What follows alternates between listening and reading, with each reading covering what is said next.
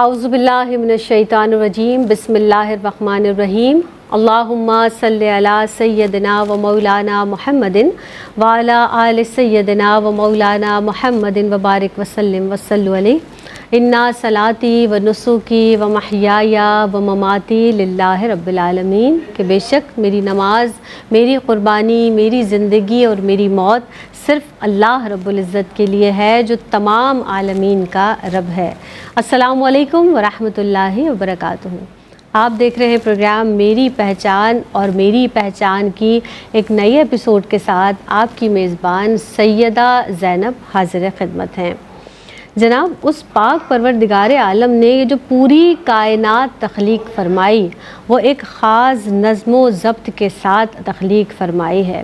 یعنی پوری کائنات پر جب ہم نظر ڈالتے ہیں، اس رب کائنات کی تخلیق پر نظر ڈالتے ہیں، سورج اور چاند کو دیکھتے ہیں تو سورج وقت پر غروب ہوتا ہے، وقت پر طلوع ہوتا ہے، چاند اپنی مقررہ منازل طے کرتا ہے، اسی طرح سے دن اور رات کا آنا، پھر عبادات میں آپ دیکھ لیجئے، یعنی پورا جو پوری کائنات کا نظام ہے وہ خاص نظم و ضبط کے ساتھ چل رہا ہے۔ تو آج ہم اسی حوالے سے، ہمارا موضوع بھی یہی ہے، یعنی نظم و ضبط اور اسلامی تعلیمات، چونکہ اسی تعلق سے پوری معاشرے کی جو تعلیمات ہیں وہ بھی یہی ہیں۔ یعنی ہم اگر نظم و ضبط کو عبادات میں دیکھیں، معاملات میں دیکھیں، اپنے گھریلو معاملات میں، یعنی اجتماعی اور انفرادی طور پر بھی الگ الگ رکھ کر بھی دیکھیں، تو ہر جگہ ہمیں ایک انتظام، ایک نظم اور ضبط نظر آتا ہے۔ اسی حوالے سے بات کریں گے، اور جناب ہماری رہنمائی کے لیے جو مہمان شخصیات آج کی بزم میں بھی رونق افروز ہیں، ماشاءاللہ جب گفتگو فرماتی ہیں، جب ہماری اصلاح کرتی ہیں تو ہم انہیں سنتے ہیں، ان کی علم کے بڑے معترف ہیں۔ ہمارے ساتھ موجود ہیں ڈاکٹر امتیاز جاوید خاکوی صاحبہ، اسلامی طرز پر آپ کا خیر مقدم ہے۔ السلام علیکم ورحمۃ اللہ وبرکاتہ۔ وعلیکم السلام ورحمۃ اللہ وبرکاتہ۔ کیسے ہیں آپ؟ خیریت سے؟ الحمدللہ، دعائیں آپ کی۔ ویلکم کرتے ہیں میری پہچان میں آپ کو، اور ان کے ساتھ جو شخصیت رونق افروز ہیں، ماشاءاللہ ایک اہم مقام ARYQ TV پر اپنا بنا چکی ہیں، زرمینہ ناصر خاکوی صاحبہ موجود ہیں، دل کی گہرائیوں سے خوش آمدید کہتے ہیں۔ السلام علیکم ورحمۃ اللہ وبرکاتہ۔ وعلیکم السلام ورحمۃ اللہ۔ خوش آمدید بھی کہتے ہیں اور آپ کو دعائیں بھی دیتے ہیں۔ زرمینہ کیسی ہیں آپ؟ خیریت سے؟ الحمدللہ۔ آپ نظم و ضبط اور اسلامی تعلیمات، اب آپ ارشاد فرما دیجیے گا سب سے پہلے تو نظم و ضبط کے حوالے سے کہ اس سے کیا مراد ہے، پھر نظم و ضبط کی اہمیت از روئے قرآن بتائیے گا آپ۔ شکریہ زینب۔ بسم اللہ الرحمن الرحیم۔ اللہ رب العزت نے ارشاد فرمایا، ان الصلاۃ کانت علی المؤمنین کتابا موقوتا، صدق اللہ مولانا العظیم۔ نظم و ضبط کیا ہے؟ انگلش میں ہم اسے ڈسپلن کہتے ہیں، ایک ایسی ترتیب، وقت اور اس کا نظام کے اصولوں کا ایک ایسا مجموعہ جو آپ کے کاموں کو منظم کر دے۔ روزمرہ زندگی کے حوالے سے بھی، انفرادی سطح پر بھی اور اجتماعی سطح پر بھی اس کی ضرورت رہتی ہے، کیونکہ جہاں ڈسپلن ہوتا ہے، جہاں نظم و ضبط ہوتا ہے، وہاں کامیابی ہے، وہاں ترقی ہے، وہاں عروج ہے، اور جہاں نظم و ضبط نہیں ہے وہاں انتشار ہے، وہاں بے برکتی ہے۔ آپ دیکھیں تو اسلام کو بھی نظام حیات کہا گیا۔ بالکل۔ ان الدین عند اللہ الاسلام، کہ اللہ کے نزدیک دین، نظام حیات اسلام ہی ہے۔ اب نظام حیات پر کے لفظ پر غور کریں تو نظام بھی نظم سے نکلا ہے، اور نظم کہتے ہیں کہ کسی کو پرو دینا، موتی کو، جیسے موتی کو آپ نے پرو دیا تو ایک مالا بن گئی، تو اس مالا میں آپ دیکھیں تو ایک ترتیب ہوتی ہے، تو گویا دین اسلام اپنے ماننے والوں کو ایک لڑی میں پرو دیتا ہے، پھر اسی سے نظام حیات بنتا ہے۔ تو اس کا مطلب ہے کہ ایک زندگی گزارنے کا، اصولوں کا، ایک ڈسپلن کا، نظم و ضبط کا، وقت کی ترتیب کا ایک ایسا مجموعہ کہ جس پر آپ چلتے ہیں تو دنیا اور آخرت میں کامیاب ہوتے ہیں۔ بے شک۔ یہ صرف دنیا داری کا اصول نہیں بلکہ مذہبی تقاضا بھی ہے، اور قرآن بھی اس کو ڈیمانڈ کر رہا ہے کہ آپ کو اپنے اوپر دھیان دینا ہے اور اپنی زندگی کو منظم کر کے گزارنا ہے۔ پھر آپ دیکھیں تو اللہ نے، جیسے آپ نے بھی کہا کہ زمین و آسمان کا ذکر کیا تو فرمایا کہ خلق السماوات والارض فی ستۃ ایام، ایک منصوبہ بندی ہے، ایک نظم ہے، ایک اس نے بتایا ہے کیسے اس نے زمین و آسمان کو تخلیق کیا۔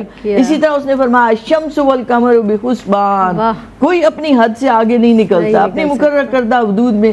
سورج بھی، چاند بھی مقررہ وقت میں، ایک ایک لمحہ مقرر ہے کہ کس وقت اس نے نکلنا ہے، کس وقت اس نے غروب ہونا ہے، ذرا سے ادھر ادھر نہیں ہوتے۔ اسی طرح تخلیق کیا ہے دن اور رات کو، تو نہ دن آگے بڑھتا ہے نہ رات، جو مقررہ اس نے کر دیا ہے اسی نظام میں چل رہے ہیں. تو گویا کہ ایک کائنات نے ہمیں اس نظم و ضبط کا درس دیا کہ جو اللہ چاہتا ہے ایک بندے سے، اس سے اس کی ترتیب بن جاتی ہے، ایک زندگی گزارنے کا اصول بن جاتے ہیں. پھر جیسے کہ عبادات کی بھی بات آئی کہ اللہ نے نمازیں فرض کی ہیں مقررہ اوقات میں. یہ وقت اتنا اہم ہے کیونکہ ڈسپلن میں اور نظم و ضبط میں آپ سب سے زیادہ کس چیز کا خیال رکھتے ہیں؟ وقت کا، ترتیب کا، اصولوں کا، حدود کا.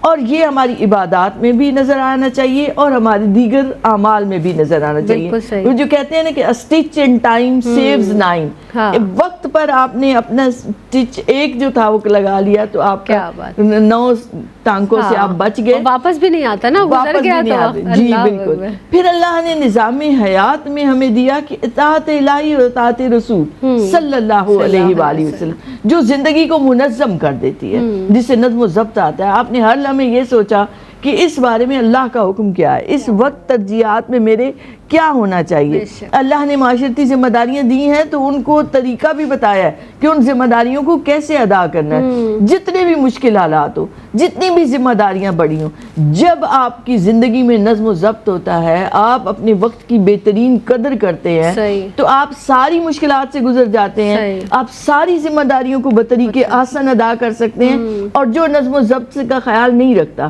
آپ کو کیسا نظر آئے گا اس کی زندگی؟ بیکار، سست، کاہل، جو نہ معاشرے کے لیے فائدہ مند ہے نہ اپنی ذات کے لیے کچھ کرنے کے قابل ہے. جبکہ اس کے برعکس جس نے ڈسپلن کو پکڑا اس کی ظاہری زندگی بھی کامیاب ہوئی اور اخروی کامیابی بھی اس کو ملی، کیونکہ اس نے وقت پر اپنی ذمہ داریوں کو ادا کرنا سیکھ لیا. گویا وقت کی قدر آتی ہے، ترتیب آتی ہے، ایک زندگی میں ڈسپلن آتا ہے. آپ جتنا اپنے ٹائم کو مینیج کرتے ہیں تو ایک ایک لمحے کو آپ بہتر استعمال کرتے ہیں، جس سے آپ کی کامیابی کا وہ ضامن بن جاتا ہے. وہ نظم و ضبط، وہ ڈسپلن، وہ وقت کی قدر کرنا. اور آپ دیکھیں تو اللہ نے کسی کو مال دیا، کسی کو اس نے دیا، وقت یکساں دیا ہے، امیر کو بھی، غریب کو بھی، عالم کو بھی، جاہل کو بھی. اب جس نے اس وقت کا بہترین استعمال کیا، اس ڈسپلن کا خیال رکھا، اس نظم و ضبط کا خیال رکھا، وہی کامیاب ہوا. طالب علم کو لے لیں، ٹیچر کو لے لیں، کھلاڑی کو لے لیں، تاجر کو لے لیں، جو جس شعبے سے تعلق رکھتا ہے، جس نے ڈسپلن اور وقت کو صحیح استعمال کیا وہ کامیاب ہوا. اللہ نے وقت کی قسم بھی کھائی سورہ عصر میں بھی، والعصر کہتے ہوئے. گویا اس کا خیال رکھنا ہے. وہی بات ہو گئی نا آپا کہ اگر ہم نے ٹرین پکڑنی ہے اور وقت پر پہنچنا ہے، اگر وقت پر نہ پہنچیں گے تو آپ کا انتظار نہیں کرے گی، وہ آگے کا سفر طے کرتی ہوئی چلی جائے گی. تو زندگی بھی ایسا ہی ایک سفر ہے، آپ نے ہر کام وقت پر کرنا ہے. زرمینہ آپ کی جانب آؤں گے، آپ ارشاد فرمائیے گا کہ جب قرآن مجید فرقان حمید کا جب ہم مطالعہ کرتے ہیں تو فرشتوں کے تعلق سے بھی، فرشتوں میں بھی نظم و ضبط پایا جاتا ہے. سبحان اللہ، کیا وہ قدرت رکھنے والا پروردگار ہے. اس کی تفصیل کچھ بتائیے گا. بہت شکریہ. بسم اللہ الرحمن الرحیم. بہت ہی پیارا سوال کیا آپ نے، اور پیارا ہونے کے ساتھ ساتھ بہت ہی اہم سوال بھی ہے. جب ہم نظم و ضبط کے تعلق سے بات کرتے ہیں تو عربی زبان کے 2 الفاظ نظم اور ضبط کا یہ مجموعہ ہے. نظم یعنی ترتیب دینا، پرو دینا، اور ضبط یعنی رکاوٹ، یعنی کسی اعلیٰ نصب العین کے حصول کی خاطر اپنے کام کو منظم طریقے سے انجام دینا، اپنی ذاتی خواہشات اور مفادات کو ترک کر کے، اس کو نظم و ضبط کہا جاتا ہے. اس کی ایک اور اس کا نام عمدہ ترتیب یا اچھی ترتیب بھی اس کو کہا جاتا ہے. آپ نے فرشتوں کے تعلق سے کلام کیا ہے اور بات. جب ہم فرشتوں کے نظم و ضبط کے حوالے سے بات کرتے ہیں تو کائنات پر غور و فکر کرنے، اللہ رب العزت کے فیصلوں پر غور کرنے، ان حکیمانہ فیصلوں کو سمجھنے میں ہمیں بڑی مدد ملتی ہے. قرآن پاک میں سورہ بقرہ میں ایمان بالملائکہ کا تذکرہ بھی کیا گیا ہے. یعنی ہمارے ایمان کے تقاضوں میں سے ایک اہم تقاضا اور شرط ہے کہ ہم فرشتوں کے وجود کا یقین رکھیں. اور قرآن پاک میں تقریباً 88 مقامات پر ملائکہ کا، فرشتوں کا ذکر بھی کیا گیا، ان کی ڈیوٹیز کا بھی ذکر کیا گیا مختلف مقامات پر، جو اللہ تعالیٰ کے حکم سے وہ تدابیر اختیار کرتے ہیں اور اپنی ڈیوٹیز کو انجام دیتے ہیں. جیسے سورہ مرسلات میں ذکر آتا ہے کہ اللہ تبارک و تعالیٰ کے حکم کے تحت فرشتے تدبیر کرتے ہیں. سورہ تحریم میں آتا ہے کہ وہ اللہ تعالیٰ کے حکم کی نافرمانی نہیں کرتے، اللہ تعالیٰ کے احکامات کی بجاوری کا ہر دم اہتمام کرتے ہیں. سورہ فاطر میں آتا ہے تمام تعریفیں اللہ رب العزت کے لیے جس نے فرشتوں کو پیغام رساں بنایا. اب ڈفرنٹ ڈیوٹیز ڈفرنٹ فرشتوں کے سپرد ہیں، اور فرشتوں کی حقیقی تعداد کا علم یقیناً خدائے بزرگ بزرگ و برتر خدائے رب العزت کو ہے. بٹ ہم جانتے ہیں کہ جو فیمس فرشتے ہیں یا پاپولر جو ہیں وہ 4 جن کے بارے میں ہم بچپن سے پڑھتے چلے آ رہے ہیں. حضرت جبرائیل علیہ السلام, حضرت میکائیل علیہ السلام, حضرت اسرافیل علیہ السلام, حضرت اسرائیل علیہ السلام. حضرت جبرائیل علیہ السلام جن کے ذمہ پیغام رسانی انبیاء کرام تک وحی لانے کا کام اور ہواؤں پر ان کا کنٹرول ہے, یعنی ان کے ذمہ ہے. حضرت میکائیل علیہ السلام کے ذمہ اللہ تعالیٰ کے حکم سے روزی پہنچانا, بارش برسانا, اناج اگانے کا کام ہے. حضرت اسرافیل علیہ السلام قیامت کے دن سور پھونکیں گے. حضرت اسرائیل علیہ السلام ملک الموت ان کو کہا جاتا ہے, اور وہ اللہ کے حکم سے انسانوں کی روح قبض کرتے ہیں. پھر جنت و جہنم کے جو فرشتے نگران مقرر ہیں ان کا بھی ذکر کیا گیا, اور جنت والے فرشتے کا نام رضوان بتایا گیا ہے. اب فرشتوں کے نظم و ضبط کا آپ یہاں سے اندازہ لگائیں کہ بیت المعمور جو آسمان پر فرشتوں کی عبادت گاہ ہے, 70,000 فرشتے اس میں داخل ہوتے ہیں, اور صبح کے وقت اور 70,000 شام کے وقت, اور ان میں سے قیامت تک پھر کسی کی دوبارہ انٹری نہیں ہوتی, باری نہیں ہوتی. تو آپ دیکھیں کہ ان کی تعداد, ان کا ڈسپلن دیکھیں, ان کا نظم و ضبط دیکھیں کہ ہمیں کیسے اللہ تعالیٰ کی اطاعت و فرما برداری کا اہتمام کرنا. اور پھر کچھ فرشتے ایسے ہیں جو روزہ رسول صلی اللہ علیہ وآلہ وسلم پر حاضری دیتے ہیں. کچھ فرشتے ایسے ہیں جو امتیوں کا درود وہاں تک پہنچاتے ہیں آپ صلی اللہ علیہ وآلہ وسلم کی بارگاہ اقدس میں. کچھ فرشتے ایسے ہیں جو جہنم کی لگامیں تھامے ہوئے ہوں گے, 70,000 فرشتے ایک ایک لگام کے ساتھ ہوں گے. پھر سورہ کاف میں, سورہ انفطار میں ذکر ملتا ہے جو یہ ریکارڈنگ فرشتے ہوتے ہیں نا, جو ہماری ہر عمل کو ریکارڈ کر رہے ہیں. دائیں طرف والا نیکیاں لکھ رہا ہے, بائیں طرف والا برائیاں. سورہ اسراء میں بھی ذکر ہوتا ہے کہ ہم نے لوگوں کے اعمال نامے ان کی گردن کے گرد لگا دیے, قیامت کے روز ان کو دکھایا جائے گا. ان کو کرامن کاتبین بھی کہا جاتا ہے. جو قبر میں سوالات ہم سے پوچھیں گے ان کو منکر نکیر کہا جاتا ہے فرشتوں کو. پھر آپ دیکھیں تلاوت کلام مجید کے وقت بھی فرشتے موجود ہوتے ہیں. کوئی کسی کی عیادت کو جاتا ہے تو فرشتے اس کے لیے بھی دعا کرتے ہیں. کوئی طالب علم جاتا ہے علم حاصل کرنے کے لیے, اس کے لیے بھی دعا. اور خود ہمہ وقت, اور آیت الکرسی جو پڑھتا ہے اس کی بھی حفاظت کر رہے ہیں اللہ تعالیٰ کے حکم سے, اور خود ہمہ وقت اللہ تعالیٰ کی عبادت میں مصروف عمل ہے.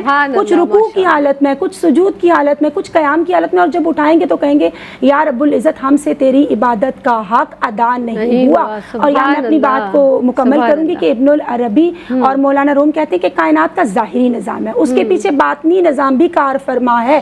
یعنی فرشتوں کا جو نظام ہے جو اللہ نے ان کو عطا کیا, اس کے نظام کے تحت کائنات چل رہی ہے. اور جب ہم غور و فکر کرتے ہیں تو عرفان ذات بھی عطا ہوتا ہے اور عرفان کائنات بھی عطا ہوتا ہے. سبحان اللہ, بس بے اختیار صرف سبحان اللہ نکلتا ہے. عقل دنگ ہے اس پوری کائنات کے نظام کو دیکھ کر کہ کیا خوبصورت کائنات اس رب نے بنائی ہے.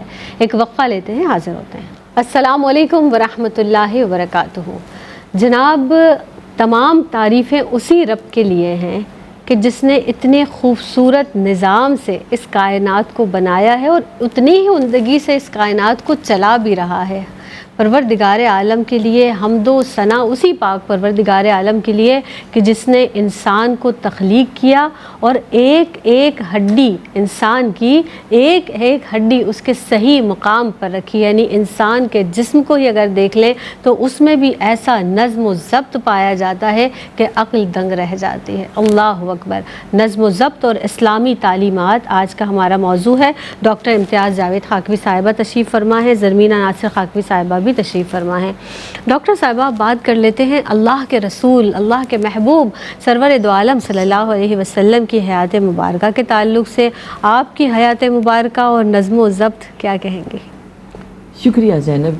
دیکھیں, نبی کریم صلی اللہ علیہ وآلہ وسلم سید المرسلین, افضل الانبیاء, امام الانبیاء ہیں, اور آپ صلی اللہ علیہ وآلہ وسلم کی پوری زندگی اس نظم و ضبط کی ایک مکمل اور روشن مثال ہے. بے شک, ایک لمحہ لمحہ آپ کا بہت زیادہ ڈسپلنڈ ہوتا تھا. آپ صلی اللہ علیہ وآلہ وسلم کا غار حرا میں جانا, 40 برس کی عمر کو پہنچنا, پھر اقرا بسم ربک الذی کا پیغام لے کر اترنا, پھر 3 برس تک خفیہ دعوت و تبلیغ کے ذریعے ان لوگوں تک اس پیغام کو پہنچانا جس سے ایک ایسی جماعت کی تیاری کا کام شروع ہوتا ہے دار ارقم میں کہ جو السابقون الاولون کہلائے, اور جنہوں نے ہمیشہ نبی کریم صلی اللہ علیہ وآلہ وسلم کے ارد گرد وہ کھڑے ہوئے. تو ایک منصوبہ نظر آتا ہے, ایک پلاننگ نظر آتی ہے, ایک وقت کی ترتیب نظر آتی ہے, اور جب اللہ کی طرف سے حکم آ گیا कुम फंजिर, तो आप सल्लल्लाहु अलैहि वसल्लम उठकर खड़े हो गए और आपने दावत और तबलीग का एलानिया काम शुरू किया। अब चाहे जितनी भी मुश्किलात हैं, आप फरमाते हैं मेरे एक हाथ पे चांद एक हाथ पे सूरज लाकर रख दें, तब भी मैं इस काम को नहीं छोड़ूंगा। तो इससे अंदाजा लगाएं कि एक असूलों पर नो कंप्रोमाइज। जो चीज, जिस चीज को, जिस पैगाम को आपने पैगाम को पहुंचाना था, उसके लिए आप में इतनी इस्तकामत का आप पहाड़ नजर आते हैं। आप किसी भी जगह पे मुतजलजल कहीं भी नजर नहीं आते।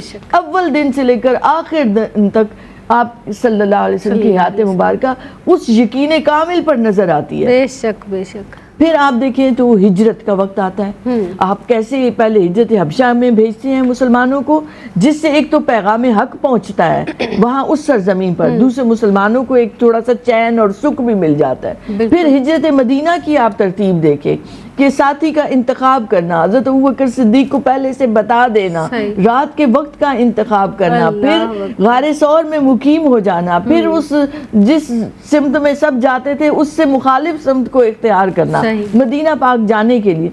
तो एक बहुत डिसिप्लिन नजर आता है। फिर हजरत अब्दुल्ला आपके बेटे के जरिए, उनके हजरत अस्मा के जरिए खाने का वहाँ पहुँचना, ये सारी चीज़ें एक प्लानिंग के तहत हुई और कामयाबी से हुई। आप सल्लल्लाहु अलैहि वसल्लम का एक रातों को निकलना इस्लाम की दावत के लिए, और फिर आप देखें तो मदीना पाक की उन बासआदत रूहों का इस्लाम कबूल करना। फिर आप सल्लल्लाहु अलैहि वसल्लम का मदीना पाक में अपनी जाने से पहले वहाँ नकीबों का तकर्रुर करना। 12 नकीब आपने मुकर्रर किया और खिज़रत में से।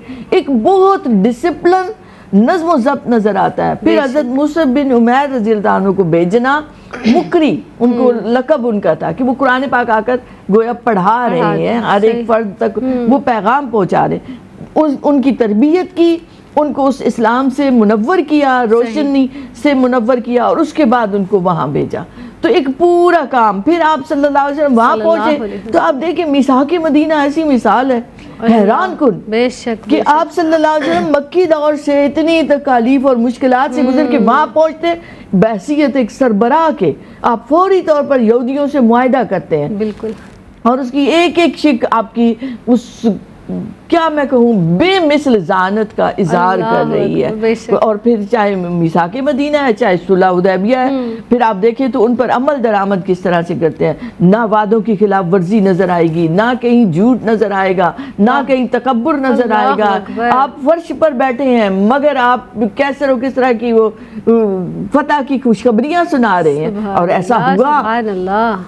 तो ये क्या है नबी करीम सल्लल्लाहु अलैहि वसल्लम की हयात मुबारका कि आपकी रोज़मर्रा ज़िंदगी, इनफरादी ज़िंदगी को नहीं या इज्तिमाई ज़िंदगी को नहीं, दोनों में एक बहुत डिसिप्लिन नज़र आता है। आप घर के अंदर भी आते हैं, हुजरे में भी, तो आपने वक्त को 3 हिस्सों में तकसीम कर रखा है। एक हिस्सा अल्लाह की इबादत के लिए मुख्तस है, एक हिस्सा घर वालों के लिए मखसूस है, और घर वालों के साथ इंतहाई खुशदिली के साथ एक खुशगवार माहौल में उनके साथ रहना। फिर आपने एक हिस्सा अवाम के लिए, खिदमत खल्क़ के लिए, वफूद से मुलाकात के लिए मुकर्रर किया हुआ है। तो जिस जहद से भी देखा जाए आप सल्लल्लाहु अलैहि वसल्लम की जिंदगी मुकम्मल और रोशन मिसाल है। सुभान अल्लाह। यानी कार नबूवत भी अता कर रहे हैं, फिर अहले खाना को भी वक्त दे रहे हैं, फिर दीगर सहाबा इकराम रज़वानुल्लाह अलैहिम अजमईन की तरबियत भी है। यानी आप नबी करीम सल्लल्लाहु अलैहि वसल्लम की हयात मुबारका भी हम देखते हैं तो आपका इल्म है, आपका हिल्म है, जहानत है। मैं किस किस बारे में वही आपा वाली बातें के बात की जाए। ज़रमीना आपकी जानिब बढ़ेंगे, आप इरशाद फरमा दीजिए। अब हम इबादात की बात कर लेते हैं। दीन इस्लाम में इबादात में भी तो इतना ज़ब्त है, इतना नज़्म है। नमाज को देख लें, हज को देख लें, दीगर इबादात को देख लें, तो मैं चाहूँगी कि दीन इस्लाम का जो निज़ाम इबादत है उसके हवाले से जो नज़्म व ज़ब्त है क्या दर्स देता है, कहिएगा। जी बिल्कुल, दीन इस्लाम का निज़ाम इबादत बड़ा ही खूबसूरत है, बड़ा ही नायाब है और बड़ा ही अट्रैक्टिव है कि कोई नॉन मुस्लिम भी देखे तो वो मुतासिर हुए बगैर नहीं रह सकता कि कितनी पंक्चुअलिटी है ना उसके अंदर। आप देखें कि सूरज सुबह सुनहरी किरणों के साथ तुलू होता है, दोपहर को निस्फ़ुन नहार हो जाता है, शाम को गुरूब हो जाता है। चांद हिलाल की सूरत में आता है, आहिस्ता आहिस्ता माह कामिल की सूरत इख्तियार कर लेता है। दिन और रात एक दूसरे के ताक़ुब में सरगर्दा हैं, अजराम फल्की अपने मदार के अंदर अपने अपने निज़ाम کے تحت گردش کر رہے ہیں، اور یہ بارش کا برسنا، یہ موسموں کا تغیر و تبدل، یہ سب اللہ کے قوانین اور وہ ضابطے ہیں جو ہمیں بتا رہے ہیں کہ نظم و ضبط زندگی میں، ایک ڈسپلن، ایک روٹین لائف کس قدر امپورٹنٹ ہے۔ اور جب ہم بات کرتے ہیں اسلام کے نظام عبادت کے تعلق سے، تو وہ تو ہمیں ہے ہی ایک ڈسپلن لائف دیتا ہے نا، کہ ایک مسلمان یقیناً اپنی کیپیبلٹیز کو بوسٹ کرنے کا موقع ملتا ہے، اور دوسرے بھی اس سے متاثر ہوتے ہیں، ایک ڈسپلن لائف کو گزارنے کا عمل انجام دیتے ہیں، کیونکہ اسلام کا نظام عبادت ہر پہلو ایک خوبصورت اور روشن تربیت کی ٹریننگ لیے ہوئے ہے۔ آپ دیکھیں سب سے پہلے نماز، ان الصلاۃ کانت علی المؤمنین کتابا موقوتا، کہ نماز مومنین پر مقررہ اوقات میں فرض کی گئی ہے، اور شب و روز کی ساعتوں میں گویا یہ مقید ہے۔ پھر آپ روزہ دیکھیں تو روزہ ہمیں ضبط نفس کا درس دیتا ہے۔ زکوٰۃ ہماری مالی ڈیوٹی ہمیں بتاتی ہے کہ ہم نے سرکولیشن آف منی کو معاشرے کے اندر، سوسائٹی کے اندر کنٹینیو کرنا ہے، عمرا سے غربا تک وہ زکوٰۃ جائے، اور ان کو بھی زندگی گزارنے کے جو اصول ہیں اور ضوابط ہیں اور آسانیاں ہیں، یا رزق کی تقسیم کا مرحلہ ہے، ان کے لیے آسان ہو سکے۔ پھر آپ دیکھیں کہ حج کے موقع پر جو بہت بڑا عالمگیر اجتماع نظر آتا ہے کہ ایک ہی صف میں کھڑے ہو گئے محمود و ایاز، نہ کوئی بندہ رہا نہ کوئی بندہ نواز۔ پھر اب ہم نماز کی اسپیشلی بات کرتے ہیں، 5 times a day اللہ رب العزت ہمیں اپنی طرف بلا رہا ہے کہ اذان ہو تو ہم نے تمام اپنی دنیاوی مصروفیات کو ترک کر کے اللہ کے حضور جھک جانا ہے، اور جب جھکیں گے تو یقیناً اللہ تعالیٰ تمام مخلوق کی محتاجگی سے ہمیں بچا لے گا۔ فجر کی ٹائمنگز ہے، لائٹر موڈ میں ہم نے ذرا اس کو اپنے ٹائم پہ ادا کرتے ہوئے تھوڑا سا ناشتہ کرنا ہے، پھر ظہر تک اپنے کاموں کو انجام دینا ہے، اور ظہر کے بعد پھر تھوڑا سا ریسٹ کرنا ہے، پھر عصر کی نماز ادا کر کے تھوڑا تازہ دم ہونا ہے، پھر مغرب اور عشاء کو ذہن میں رکھنا ہے کہ مجھے اپنے کاموں کو کمپلیٹ کرنا ہے، کیونکہ اس کے بعد میں تھوڑا ریسٹ کروں گا رات کو، تاکہ تہجد کے لیے اٹھنا آسان ہو سکے۔ تو کس قدر ٹائم کی ویلیو ہمیں کرنا سکھائی جا رہی ہے۔ اور میں پڑھ رہی تھی کہ پہلے تو گھڑیاں نہیں ہوتی تھی نا، تو کاموں کا تعین اسی طریقے سے کیا جاتا تھا۔ پھر ماہ رمضان المبارک میں سحر و افطار کے اوقات مقرر ہیں، سحری آپ 1 منٹ بعد کریں گے تو روزہ ضائع ہو جائے گا، اگر آپ افطاری پہلے کر لیں گے تو روزے کی اس عبادت کی لذت کو، حلاوت کو، کیف کو، لطف کو آپ محسوس نہیں کر سکتے۔ یعنی اسلام ہمیں کہیں بے ترتیبی نہیں دکھا رہا، اسلام ہمیں ڈسپلن کا درس دے رہا ہے۔ پھر زکوٰۃ کا ہے، پھر آپ حج کے موقع پر ہمیں مسلم امہ کی شان و شوکت کا کیا خوبصورت اظہار نظر آتا ہے، اور ایک ہوں مسلم حرم کی پاسبانی کے لیے نیل کے ساحل سے لے کر تاب خاک کاشگر۔ تو یہ نظام عبادت ہمیں کس طرح بتا رہا ہے کہ حج کے مناسک کو ہم نے 8 ذی الحج کو کیا کرنا ہے، 9 کو کیا کرنا ہے، 10 کو کیا کرنا ہے، قربانی کب کرنی ہے، رمی جمار کب کرنا ہے۔ تو ایک ڈسپلنڈ لائف ہمیں دی جا رہی ہے تاکہ ہم اچھے مسلمان بھی بنے، اچھے انسان بھی بنے، اور اپنی صلاحیتوں کا درست استعمال کر کے اپنی زندگی کو اخلاص نیت کے ساتھ گزار سکیں۔ ماشاءاللہ، سبحان اللہ۔ ایک وقفہ حائل ہے ہمارے اور آپ کے درمیان، حاضر ہوتے ہیں اس مختصر سے وقفے کے بعد۔ السلام علیکم ورحمۃ اللہ وبرکاتہ۔ نظم و ضبط اور اسلامی تعلیمات، یعنی یہ جو دین فطرت ہے، دین اسلام ہے، اس قدر خوبصورت دین ہے، اس پاک پروردگار عالم نے اتنا خوبصورت دین ہمیں عطا فرمایا ہے، اور ہم کیوں اسے دین فطرت کہتے ہیں؟ اسی لیے کہ یہ فطرت کے عین مطابق ہے، اور پوری کائنات کا آپ نظام دیکھ لیجئے، جس طرح سے ابھی بارہا بات ہوئی، پھر عبادات کے تعلق سے بات ہوئی۔ اللہ اکبر، فبأي آلاء ربكما تكذبان، اتنی بے شمار نعمتیں ہیں، کس کس کا ذکر کریں اس پاک پروردگار عالم کی۔ ڈاکٹر امتیاز جاوید خاکوی صاحبہ موجود ہیں، زرمینہ ناصر خاکوی صاحبہ بھی تشریف فرما ہیں۔ مزید گفتگو کو آگے بڑھاتے ہیں ڈاکٹر صاحبہ، اب اسلام اور حقوق العباد کے تعلق سے بات کر لیتے ہیں۔ ایسا نظام پیش کیا کہ جس کی کسی اور مذہب میں، کسی اور دین میں، کسی اور قانون میں کوئی مثال نہیں ملتی ہے، کیا فرمائیں گے؟ شکریہ زینب۔ دیکھیے، انسان جب معاشرے میں رہتا ہے تو معاشرے میں مختلف نظام رائج ہیں۔ ایک نظام معاشرت ہے، نظام معیشت ہے، نظام سیاست ہے، ایون لڑائی ہو جاتی ہے، گروہوں میں لڑائی ہو جاتی ہے، جنگ ہو جاتی ہے، تو اللہ نے اور اللہ کے حبیب رسول اکرم صلی اللہ علیہ وسلم نے ہر چیز کے اصول مقرر کیے ہیں۔ ہر چیز کے لیے ہمیں ایون کھانے پینے کے، سونے جاگنے کے آداب بتائے گئے ہیں، اور ان سب کا تعلق معاشرت سے ہے، لوگوں سے ہے۔ حقوق اللہ سے زیادہ حقوق العباد پر زور دیا گیا، اور ان بندوں کے حقوق کی بھی ترتیب عطا کی گئی۔ آپ دیکھیں تو ہماری نمازوں یا ان عبادات کو بھی لے تو کوئی فرض ہے، کچھ واجب ہے، کچھ سنت ہے، کچھ مستحب ہے، کچھ مباح ہے.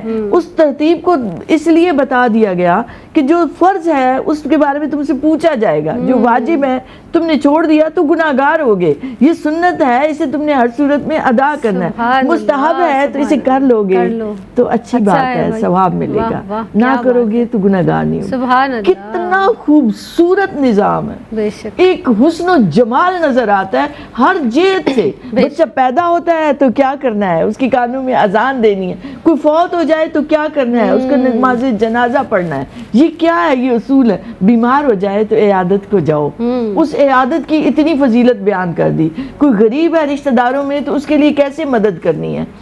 یعنی اوورآل ہم اسلام کے نظام پر نگاہ ڈالیں تو دیکھیں جہاں مساوات، اخوت، عدل و انصاف جیسے سنہری اصول ملتے ہیں کہ جو ایک معاشرے کو خوبصورت بناتے ہیں، وہاں اوورآل حقوق و فرائض کا ایک ایسا نظام عطا کیا جس میں ہر فرد کی فرائض کی ادائیگی پر زور ملتا ہے. بالکل صحیح کہ تم اپنے فرائض کو، ذمہ داریوں کو بہتر طریقے سے ادا کرو، ان کے بارے میں تم سے پوچھا جائے گا. ہمارے معاشرے میں، دنیا میں آپ دیکھیں تو جتنے نظام ہیں وہ حقوق لینے کی بات کرتے ہیں، مجھے حق ملے، مجھے حق ملے.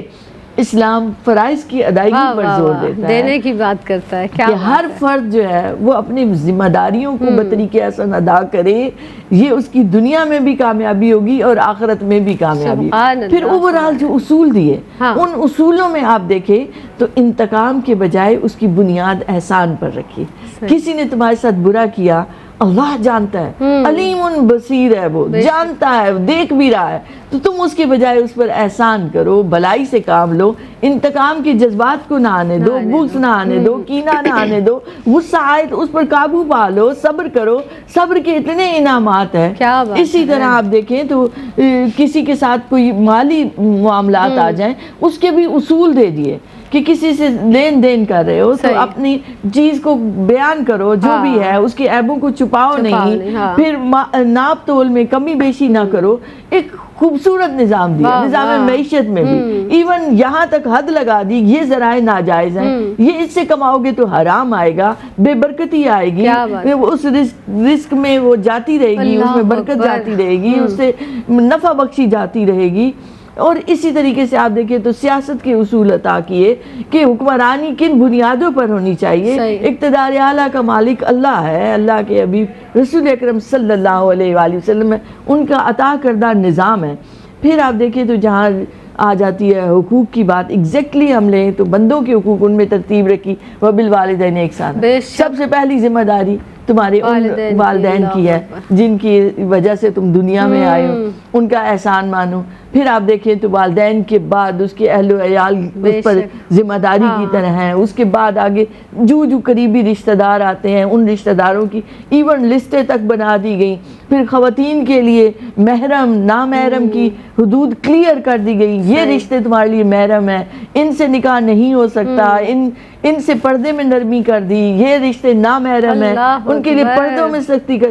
ہر جگہ آپ کو، ہر جہت سے آپ کو ایک ڈسپلن، ایک خوبصورتی نظر آئے گی. ایون غیر مسلموں کے حقوق، کوئی تمہارے ہمسائے میں کوئی نان مسلم رہتا ہے تو اس کا کیا حق ہے، اس کو بھی تکلیف نہیں پہنچانی، اس کی بھی جان اور مال کا تحفظ اسلامی ریاست کی ذمہ داری ہے. اس کو بھی وہی حق حاصل ہے جیسے ایک مسلمان کو حاصل ہے. پھر آپ دیکھیں تو جانوروں کی حقوق رکھ دیے، ان کو بھوکا پیاسا نہ رکھو، ان پر ان کی استطاعت سے زیادہ بوجھ نہ ڈالو.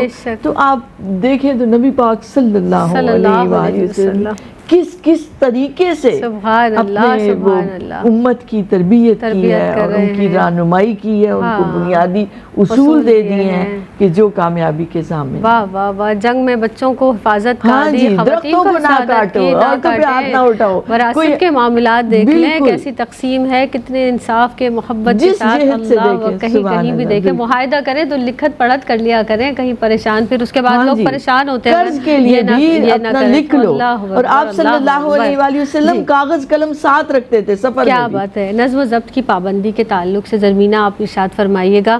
اب بات ہوتی ہے ہم جب بھی کوئی کام اڈاپٹ اس لیے کرتے ہیں ہمیں اس میں فائدہ نظر آئے, اس کے ہم پر بہترین اثرات ہوں, تو فوائد اور اثرات کے بارے میں بات کیجیے گا. اس کے بے پناہ فوائد و اثرات ہیں اور اچھے اثرات ہیں, اچھے نتائج ہمیں دیکھنے کو ملتے ہیں. جیسے کہ بات ہو رہی ہے نبی کریم صلی اللہ علیہ وآلہ وسلم نے جو ہمیں سیاسی معاشی طور سے جو ہمیں ویلیوز بتائی ہیں, اخلاقی اقدار بتائے, تو تجارت کے اصول بھی تو بتائے گئے. تو ایک نان مسلم ہے, اس نے اپنی کتاب کے اندر لکھا کہ جب میں نے آپ صلی اللہ علیہ وآلہ وسلم کی تجارت کے اصولوں کو اپنایا, یعنی سچ بولنے کا اور آنیسٹی کا آغاز کیا, تو مجھے اس میں نفع ہوا. اس کو اس نے نان مسلم نے اپنی تصنیف اپنی بک کے اندر تحریر کیا ہے. اچھا, نظم و ضبط کے فوائد و اثرات بے پناہ ہے. سب سے پہلے تو انسان ٹائم کو ویلیو کرنا, مینیج کرنا سیکھ جاتا ہے. اور ٹائم از منی, یعنی obviously ٹائم ہمارے لیے قیمتی ہے, ہم اس کو جتنا قیمتی بنا سکتے ہیں. ہمارے سامنے والا خلیل جبران کا قول ہے کہ مجھے ڈر لگتا ہے اس وقت سے کہ جب وقت میرے سامنے آ کر کہے گا کہ تم نے مجھے ضائع کیا, آج میں نے تمہیں ضائع کیا. تو ڈیفینیٹلی جو شخص وقت کا پابند ہوتا ہے, پنکچویلٹی سیکھتا ہے, اس کے رشتے بھی اس سے خوش ہوتے ہیں,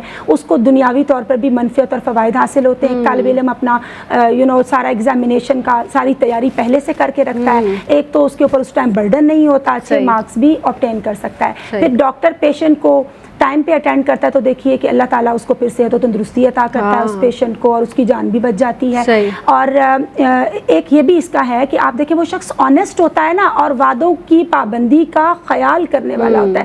پھر لوگ اس پہ اعتماد بھی کرتے ہیں, اسے اپنی بات بھی شیئر کرتے ہیں, معاشرے میں محبتوں کو بھی فروغ ملتا ہے کہ یہی مقصود فطرت ہے, یہی رمز مسلمانی, اخوت کی جہانگیری, محبت کی فراوانی. اور پھر 5 times a day جب ہم اللہ تعالیٰ کی بارگاہ میں جھکتے ہیں اور اللہ تعالیٰ کی بارگاہ میں جھکتے ہیں اور نماز کا اہتمام کرتے ہیں, پنکچوئل ہوتے ہیں, لوگوں کے حالات کو جاننے کا موقع ملتا ہے, کسی کی عیادت کو انسان جاتا ہے, کسی کے جنازے میں شرکت کرنے کا موقع ملتا ہے, انسان کے اندر سیلف اکاؤنٹیبلٹی کا احساس پیدا ہوتا ہے کہ مجھے اللہ کے حضور حاضر ہونا ہے, فکر آخرت کا جذبہ پیدا ہوتا ہے, جذبہ حریت بیدار ہوتا ہے. اور ٹریفک قوانین کی پابندی کی بات کی, سڑکوں پہ ہمیں کیا کیا فی زمانہ مناظر نظر آتے ہیں, کس قدر ڈفرینسز ہمیں نظر آتے ہیں, اختلافات, الجھاؤ, لڑائی جھگڑا, فساد, اس سب سے انسان بچ جاتا ہے جب وہ ٹریفک کے رولز کی پابندی کرتا ہے. اور اس کے ساتھ ساتھ گھروں میں اگر نظم و ضبط کو اپنایا جائے, ٹائم پہ نماز پڑھنی ہے, ٹائم پہ کہیں جانا ہے, ٹائم پہ کھانا کھانا ہے, تو معاشرے کی یعنی گھر کی فضا بہتر ہوتی ہے نا.